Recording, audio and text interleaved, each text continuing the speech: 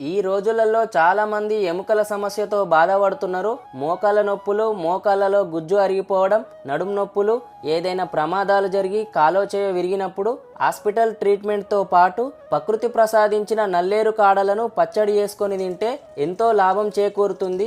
నల్లేరు పచ్చడి పల్లెటూళ్ళలో చాలా మందికి తెలుసు, కానీ ఇప్పుడు ఎవరు తినట్లేదు. ఇది ఎక్కువగా కంచెల వెంబడి పెరుగుతుంది. దీన్ని మనం ఇంట్లో కుండీలలో పెంచుకొని అవసరం ఉన్నప్పుడు కూడా తినవచ్చు. ముచ్చటేందంటే నల్లేరు కాడల్ని పచ్చడి చేసేటప్పుడు కొన్ని జాగ్రత్తలు తీసుకొని చేయాలి. చేతులకి నూనె రాసుకొని నల్లేరు కాడల నార తీసి చిన్న ముక్కలు కట్ చేసి మంచిగా కడిగి నూనెలో వేయించాలి. వీటికి తోడుగా పల్లీలు, నువ్వులు, మినపప్పు, జీలకర్ర వేయించి కొంచెం చింతపండు కలిపి దంచుకొని చివరగా తాలింపు వేసుకొని తింటే మస్తు రుచి ఉంటుంది. రుచికి రుచి, ఆరోగ్యానికి ఆరోగ్యం, బొక్కలకు బలం, మోకాళ్ళ నొప్పులు మటుమాయం. మంచి పల్లెటూరి ఆరోగ్య చిట్కాల కోసం ఫాలో